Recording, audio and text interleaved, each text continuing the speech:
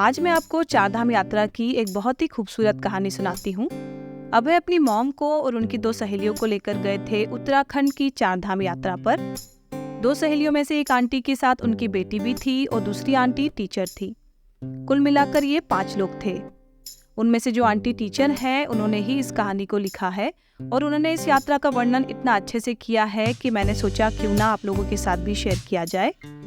इसी के साथ मैं आपको इस यात्रा की पूरी इन्फॉर्मेशन दूंगी कि आप कैसे अपना ट्रिप प्लान कर सकते हैं चारधाम के लिए। तो मेरे साथ एंड तक ज़रूर बने रहिएगा और यदि आपको यात्रा अच्छी लगे तो मुझे कमेंट्स में ज़रूर बताइएगा। आइए आगे की कहानी एक शिक्षिका की जुबानी सुनते हैं। बात है जून 2022 की। कहते हैं जब ईश्वर का बुलावा हो तो फिर कोई नहीं रुक सकता। हमारी यात्रा की शुरुआत इंदौर से देहरादून तक फ्लाइट द्वारा हुई। फिर टैक्सी से हम लोग पहुंचे ऋषिकेश। पूरा ऋषिकेश घूमा, गंगा आरती में भी शामिल हुए। मैं नर्मदा किनारे वाली मां गंगा के दर्शन कर कृतार्थ हुई। किनारे ऊंचे पहाड़, घने जंगल, हाथी महाराज शोभा बढ़ा रहे थे। जय हो गंगा माई की।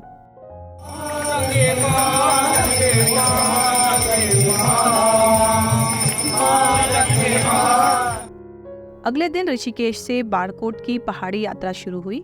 पर्वतों के घुमावदार रास्तों के बीच में मसूरी आया।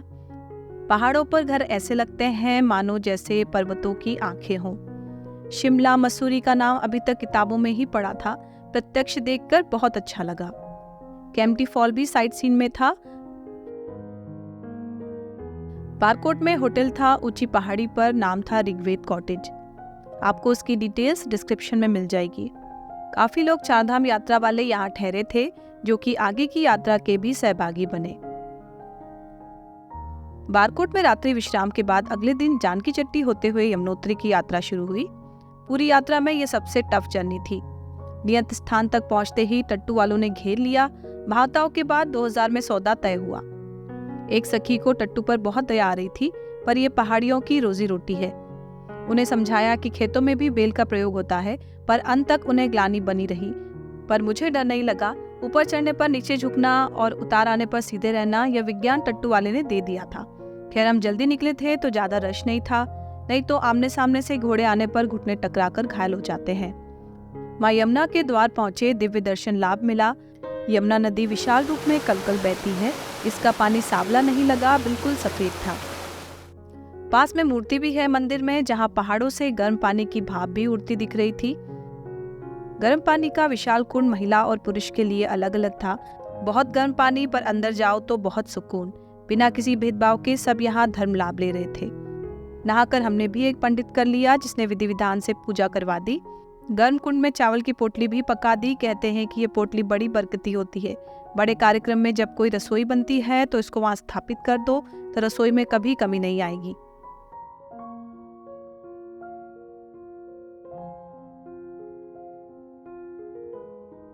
वापसी यात्रा फिर उसी मार्ग से जानकी चट्टी, हनुमान चट्टी होते हुए दोबारा बाड़कोट पहुंचे।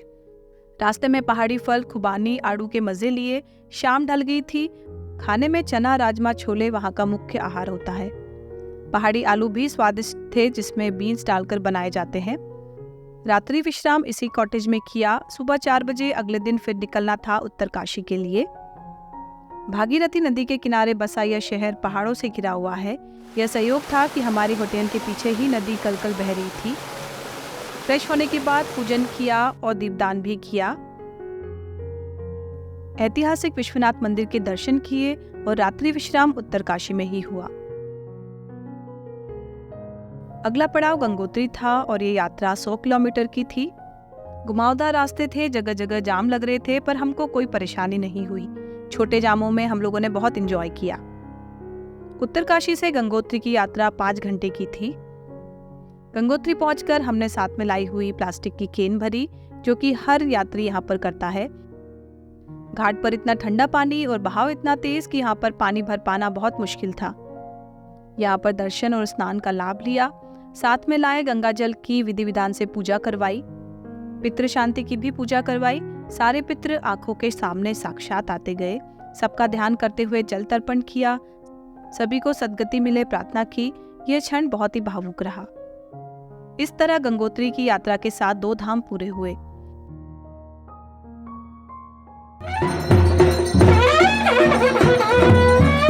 इसी यात्रा के बीच चूने की चट्टानों से बने प्रकटेश्वर महादेव के दर्शन भी किए। मंदिर एक गुफा में था और गुफा काफी सकरी थी। आना जाना मुश्किल था, पर लेडी कांस्टेबल यहाँ पर सबको मोटिवेट कर रही थी कि आप अंदर जा सकते हो, नहीं फंसोगे। यहाँ दर्शन के बाद वापसी यात्रा उत्तरकाशी की थी। आज का रात्रि विश्राम भी यहीं पर था। अगले दिन सुबह गुप्तकाशी के लिए निकल गए। गुप्तकाशी की एक छोटी सी स्टोरी आपको मैं बताती हूँ। गुप्तकाशी नाम इसलिए है क्योंकि यहाँ भोलेनाथ भेड़ बनकर छिपे हुए थे। प्राचीन काल में पांडव युद्ध में विजय के लिए भोलेनाथ के आशीर्वाद के लिए उनसे मिलना चाहते थे, लेकिन भोलेनाथ उनसे मिलना नहीं चाहते थे क्योंकि कई निर्दोष लोगों की जानें जा रही है। भीम उन्हें ढूंढते हुए गुप्तकाशी पहुंच गए। भोलेनाथ भेड़ बनकर झुंड में चले गए। भीम ने सोचा जरूर भेड़ों में ही कहीं भोलेनाथ है, और हर भेड़ को भीम ने अपने घुटनों के नीचे से निकाला। भोलेनाथ घुटनों के बीच में से निकलने से तो रहे, वो बर्फ में छुप गए। भीम पहचान गया और उसने पूंछ पकड़ ली। कहते हैं वही पूंछ केदारनाथ में है और बाबा का मुंह पशुपतिनाथ नेपाल में है। गुप्तकाशी भी छोटा सा शहर, बीच में बड़े शहर या शायद चंबोली जिला आया। यही की महिलाओं ने चिपको आंदोलन चलाकर वृक्षों की रक्षा भी की थी। फिर हम होटल पहुंचे। गुप्तकाशी में हमारी होटल का नाम था सिरसा हाइट्स। सामने विशाल पर्वतों की श्रृंखला थी। बहुत सारे हेलीकॉप्टर्स उड़ रहे थे जो कि 2 पर्वतों के बीच में से अंदर जाते हम समझ गए कि यही केदारनाथ है। अगले दिन सुबह से ही हेलीपैड पर पहुंच गए। यहाँ भी बहुत भीड़ थी, गर्मी भी बहुत थी। 10:30 तक हमारा नंबर भी आ गया। हेली में बैठने का पहला अनुभव था। हमारी प्यारी बिटिया मोनू भी साथ में थी। हेलीपैड पर छिपते छिपाते उसने दौड़ते हुए एक आध वीडियो तो बना ही लिया। हेली के पंखों से तेज हवा लगती है। भागते हुए चढ़ गए बाबा केदारनाथ के दर्शन के लिए। ऊंचे ऊंचे वृक्षों और पहाड़ों के ऊपर से होते हुए 7 मिनट में केदार बाबा की धरती पर पहुंच गए। जय बाबा केदारनाथ। पैदल करीब 1 किलोमीटर चलकर मंदिर के थोड़ा पास पहुंचे। एक सहेली की सांसें फूलने लगी। कपूर की पोटलियां सूंघते रहे, आगे बढ़ते रहे और हिम्मत नहीं हारी। मंदिर के पास पहुंचकर एक पंडित से बात की। बोले अंदर ले जाएंगे और पिंडी की पूजा भी करवाएंगे। हम तैयार हो गए। 5000 में सौदा पटा। उन्होंने हमें गेट तक पहुंचा दिया। अंदर दर्शन की अनुमति नहीं मिली। गेट से ही दर्शन करके धक्के खाते हुए हम फिर बाहर हो गए। जैसी बाबा की इच्छा। अफसोस रह गया कि दर्शन नहीं कर पाए। अभय ने फिर उस पंडित की फोटो खींची और कहा कि आप झूठ बोलकर आपने पैसे लिए। हमें दोबारा हेली पकड़ना था 2 बजे तक। भूख भी लगने लगी। फिर रास्ते में ही भोजन किया। बाबा का प्रसाद अमृत तुल्य था। पेट भरकर भोजन कर हेलीपैड पहुंचे। मौसम ने करवट बदली और बारिश शुरू हो गई। हेलीपैड पर ही भजन चालू हो गए। सारा भारत यहाँ उमड़ पड़ा था। थोड़ी ही देर में कोहरा छा गया। हेली की सेवाएं बंद हो गई।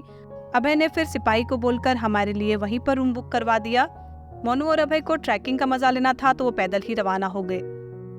हम लोग रूम में पहुंचे, थककर चूर हो गए थे। 4x5 के पलंग पर हम तीनों जाकर रजाइयां ओढ़कर सो गए। 1 घंटे के आराम के बाद दोबारा आरती के लिए तैयार थे। मंदिर पास में ही था, पर थकान के कारण वह बहुत दूर लग रहा था।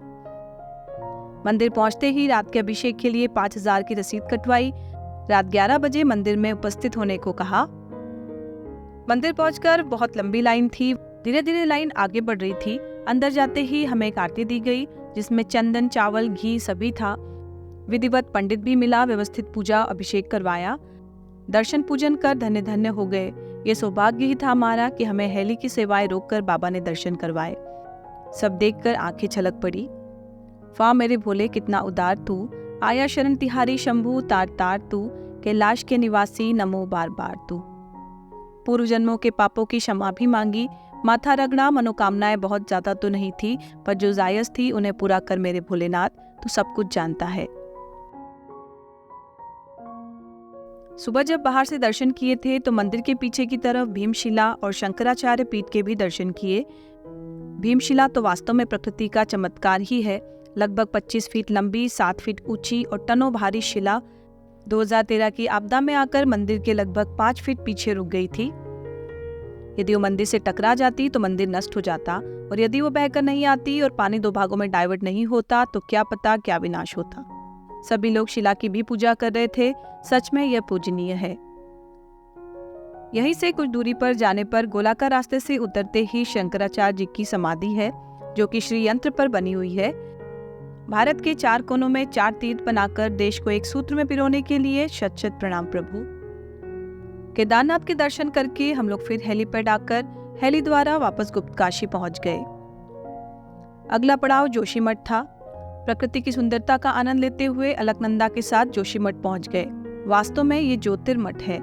शंकराचार्य ने देश के अन्य भागों में मठ स्थापना से पहले यहाँ मठ स्थापना की थी। जाड़े के 6 महीने बद्री विशाल यहाँ विश्राम करते हैं। यहाँ का नरसिंह मंदिर बहुत फेमस है, जहाँ बद्री विशाल की गादी भी है। मान्यता है कि भगवान के नरसिंह रूप को यहाँ सौम्यता प्राप्त हुई थी। साफ सुथरा मंदिर दर्शनीय है। बद्री विशाल के दर्शन से पहले यहाँ दर्शन करना चाहिए, पर हमने वापस आने पर दर्शन किए। जोशीमठ में रात्रि विश्राम के बाद बद्री विशाल की यात्रा शुरू हुई।